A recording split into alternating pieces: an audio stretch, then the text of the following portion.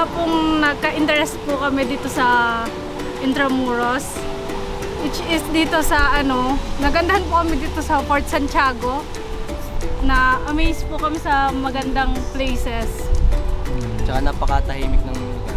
Ayun, for me po, yung Intramuros po kasi isa sa mga historic place dito sa Pilipinas. Kaya it's a huge honor po na makita po yung mga structure po na nagpapakilala po sa bansang Pilipinas.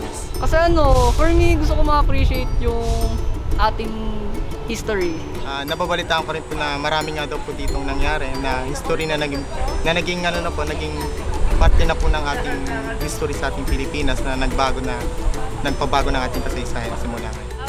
Gusto ko ma-appreciate yung Filipino culture sa atin, and since first time namin, dapat bisitahin din namin yung mga historic sites dito sa Philippines. And syempre, if it's a good place to bond with your friends too and your family as well if wala pa kayong naiisip na gawin for the weekend.